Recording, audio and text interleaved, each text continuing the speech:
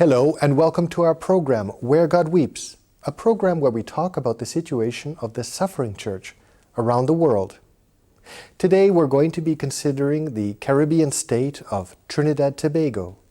Known for its palm trees and white beaches, this island paradise, if you will, has a shadow side: social inequality, poverty, and crime. To know more about the situation, and particularly the work of the Catholic Church in this environment, it is my very great privilege to welcome the Archbishop of Port of Spain, the capital, His Excellency, Archbishop Joseph Harris. Your Excellency, thank you for being with us here today on our program. Thank you very much. Thank you for the invitation.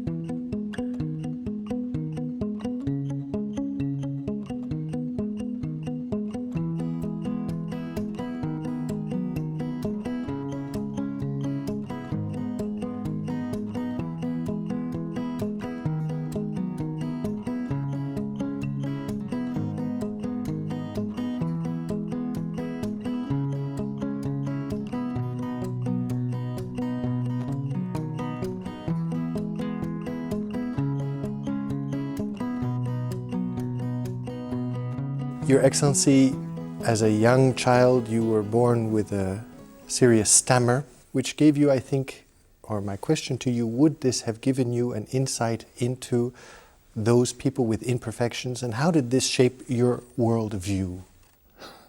Growing up at home, I was never made feel inferior or anything like that.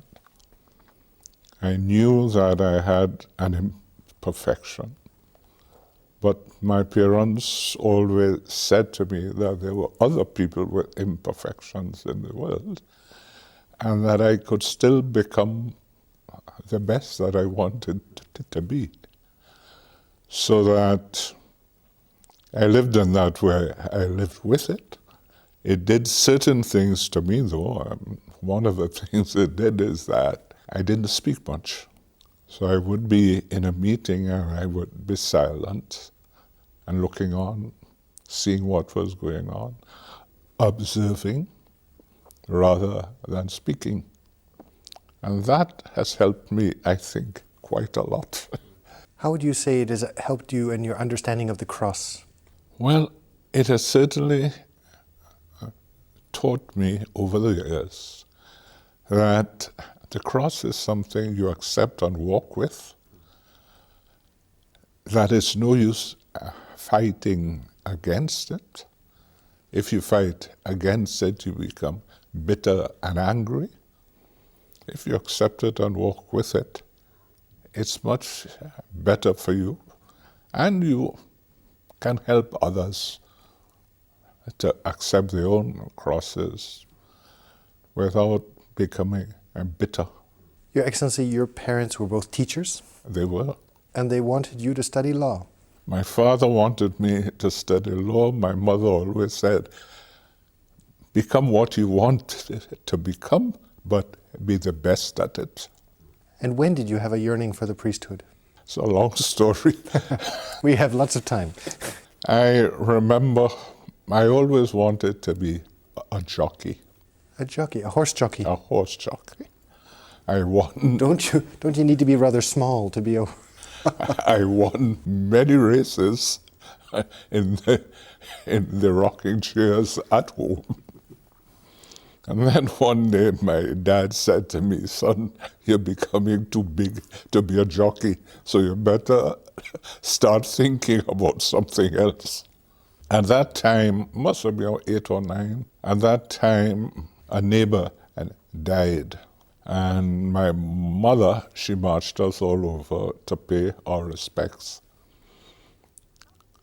The husband of this woman was so distraught and in so much pain that I looked at him and I said, I am never going to suffer that kind of pain. Now, the only people I knew who didn't get married were priests. So I said, I'll become a priest because I don't want to go through that pain. So a bit through the back door. Through the back door. But you must have had at some moment an experience of God where you said, yes, seriously, this is my vocation, this is what I want to be. I remember growing up, I had girlfriends. I was a normal young man. I must have been about 12 or 13. My aunt, who looked after the church, asked me to go to the church and retrieve the key from the tabernacle for her. She had forgotten it in the tabernacle. And I remember going to the church, and when I got up on the plane of the altar, my heart almost stopped. The awe and there was something that just held me, my heart almost stopped. And I came home, and that has remained with me all my life. When I was 17 or 18, leaving school, I had to make a decision about what I was going to do. There was a girl I was interested in, and we had spoken, and we had said we would go to the same university, because my eldest brother had left his girlfriend at home, went to the university in Winnipeg, and they separated. So I said, we'll go to the same university. won't make that mistake. We wouldn't make that mistake. A friend of mine, a priest, I went to him because I would be lying there at night saying, you should be a priest. I went to him and he said to me, son, look, go to the seminary. If it's for you, or if it's not for you, you'll be back here within the year. But he said, if you don't do that and you get married and your marriage doesn't work, you will always be saying, I should have. So go and clear it out of your mind. He was a very wise man. So I went and I was just enthralled. And I remained. I did my novitiate in Quebec, in a little town called Lac-aux-Saumons, in the northeast of Quebec. So after 1 year, I was very happy. I knew that was where my life... That was where it was going to be. Yeah. The Holy Ghost Fathers sent you, or you chose, I don't know. You went to Paraguay for 13 years as a missionary. Yes, I did. As a time of great persecution, how would you say that this time of missionary work in Paraguay prepared you for in your priestly vocation? How did it change you and perhaps prepare you for what you are doing now? When I was 25 years a priest, I had the ceremony for my silver anniversary of priesthood. I told the people Archbishop Pantin, who was the first local archbishop in Trinidad, also a Holy Ghost man, he ordained me. Paraguay made me a priest. In Paraguay, I learned what it meant to be serious about one's faith, to be willing to give one's life for what one really believed. I saw peasants being taken off to jail because of their faith. And somehow that affected me. As you would have been in danger as a priest yourself? As a priest. On one occasion, I know there were others, but on one occasion, the Archbishop of Asunción at the time had to hide me in the attic of his house because the police were looking for me. Another time, a group of young people, I had a very good youth group and we were having a function. And the police came and the young people, they hid me. One of them, the owner of the house where we were, was taken off to jail because he wouldn't say where I was. Must have deeply impressed you to see that to see that commitment to faith. Yeah, they did. How would you say that has affected your role, your understanding of your role now that you've been called to be an archbishop in Trinidad and Tobago? Trinidad and Tobago is nowhere as dangerous as it was across there. But it has helped me to understand that I have to give the lead, that I have to, I don't know if the word is fearless, because to be fearless is to be silly, but I have to put my trust in God and do what I need to do, whenever I need to do it. At times that means speaking out against what you see to be wrong. What would you say are the largest challenges that confront the country today? The Catholic Church in Trinidad and Tobago, and in many parts of the Caribbean, led the way in education. In Trinidad, it most certainly did. Unfortunately,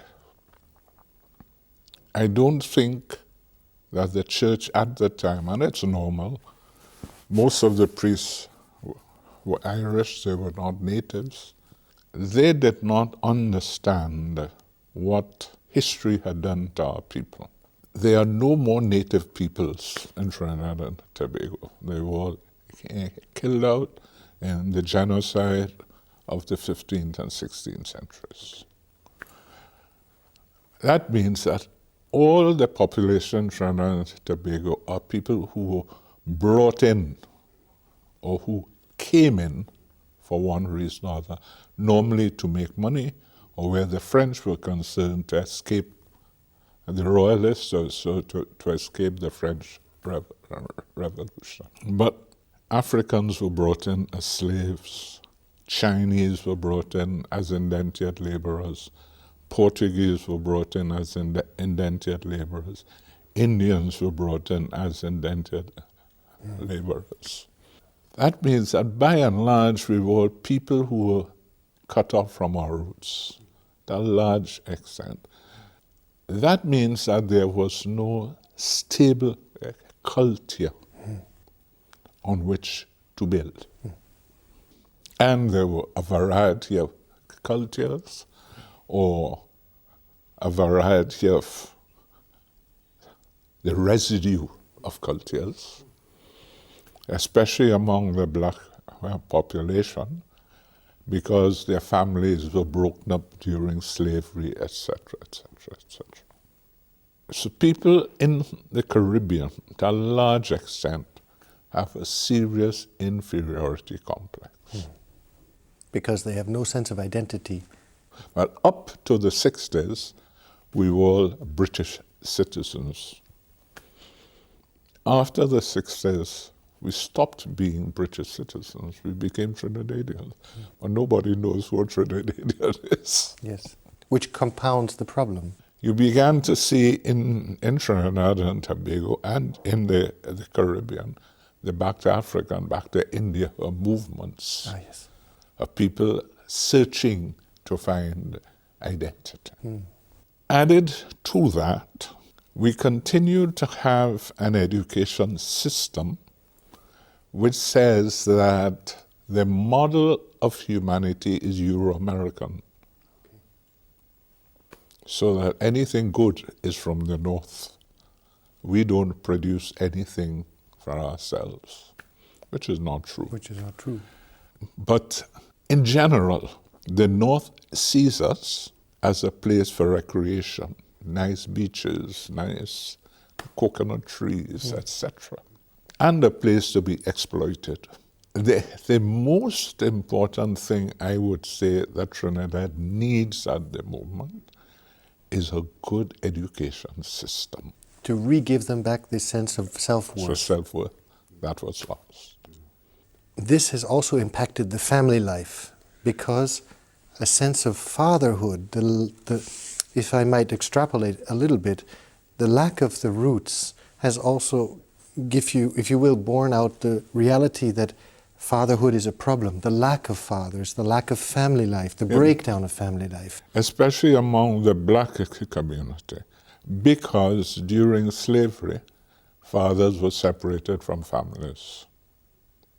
That was the normal thing. Marriage didn't exist, etc. So we need an education system which gives us back the values that we had. Now, part of the problem is that the education system that we have has no philosophy.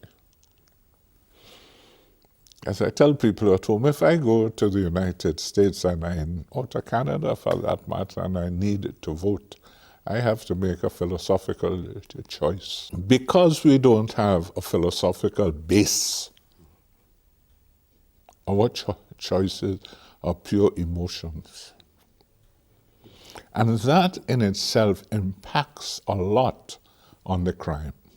And the Vicar General of the Port of Spain, Father Llanos, stated, and I quote here, "Financial aid is granted on the condition that the country implements population control measures, which inevitably means not only abortion, but same-sex marriage, all of the UN promoted agendas coming into the country." Is this really occurring today? That is, that no financial aid is given without this philosophical... Let me put it this way. I am not too certain at the moment whether we have been told or whether the government has been told do this or else. I'm not certain of that. But what I know is that there's a very heavy lobby in Trinidad to change the gender policies, etc., and to allow abortion on demand. Which is not part of the culture.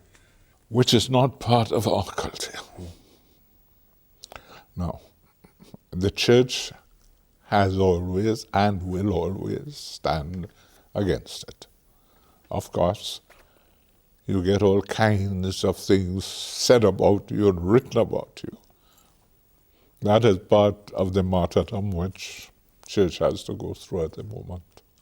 I want to change the chapter a little bit to move towards the question of vocations. Vocations are a challenge in Trinidad and Tobago. Over 51% of the priests are over the age of 60 in Trinidad and Tobago. Why is there a crisis of faith which is implicating or impacting on vocations? Is it tied to materialism? Where is the fact that there are less and less vocations to the priesthood? There is a crisis. Every time I do confirmations, I speak about vocations. But two things or three things are happening. One, we live in a world in which the value of stability had been lost. I have a friend who said to me recently, he is a businessman, if anyone comes to me and says they've worked in the same firm for 20 years, I don't want them. And I said, why? He said, because that shows they don't have any ambition. So I don't want them. That has become part of the culture. Young people, by the time they're 40, normally they've been in 3 different jobs, if not 4. So that sense of stability is no longer there. Now, to tell a young man to come into a profession where there is no hope of advancement, only one person can be the bishop, is asking a lot of young people in today's world. That is one of the issues. The other issue is that with families only having 1 and 2 children now, parents want grandchildren, so they are not encouraging the young people, the young men to go, or the young women to enter religious life. Then the culture of free sex and the pleasures have begun to seep into the country. not seep, they're coming in like it's coming in Like like a flood. waterfall. Yeah. So that our young people are affected by all of that. So the ability to make a commitment is lost. Is lost. But we are working on it. We won't have another ordination, diocesan ordination for another 4 or 5 years. We have 4 students in Dominican Republic doing their philosophy there. When they're finished, we hope to bring them back home for them to do their theology in Trinidad. But that is still in the future. Not a lot of, all 4 who are in Santo Domingo are second career people. Late vocations. They're in their late 20s, early 30s. They've gone to university, worked in their fields, and said, no, this is not it, and have come to us. We are building a vocation thrust to second career people at the moment also. But yes, we have to talk to parents, get parents. There has to be a climate of vocation in the home. In the family. And so I am asking parents once again to pray with their children.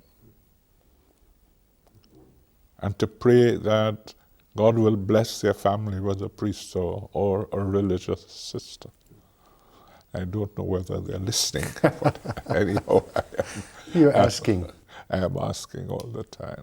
Your Excellency, if you were to try and identify what would be the greatest needs of the Archdiocese of Port of Spain, or largely in Trinidad and Tobago, of the Church, what would those needs be? The first need, I would say, is we have to prepare our teachers well. After Vatican II, with the changes in Vatican II, our church, I don't believe, prepared people for the changes to a large extent. The teachers we had felt insecure in transmitting the faith and therefore stopped. Added to that, the government at the time made it extremely difficult for us to continue with our Catholic teachers training colleges. All teachers had to go to the government colleges. There was a Machiavellian scheme. The first Prime Minister, Dr. Eric Williams, really believed that religion was the cause of divisions. So his aim was to remove religion, stop the schools, stop the teachers training colleges. And that in a concordat which was signed with the government, which hasn't been changed yet. We have started a tertiary level institution which has one faculty of education, and there's a faculty of theology also, faculty of education, in which we are trying to prepare teachers to go back into the schools, but teachers who will leave that tertiary level institution with the Catholic ethos, so that they can go back into the schools and bring a sense of Catholicism. We're also working at preparing our principals and head teachers for the job that they have. We're also working at the teachers who are doing first year and second year, so that they can teach literacy, numeracy well. Because when all the surveys of the gang say to us that the gang members are all illiterate. So that we are hoping to send young people out into the world who can read and write, who don't have to depend on the drug lord, but who can make a way for themselves. If we were to make an appeal to those who are with us today in our program, we've talked about, if you will, the material needs. What would you ask for their prayers? What spiritual request would you have of those who are with us today in our program to pray for your intentions? I would certainly ask that people pray for vocations to a large extent. We need vocations, and we need good vocations. That would be the first thing I'd ask for.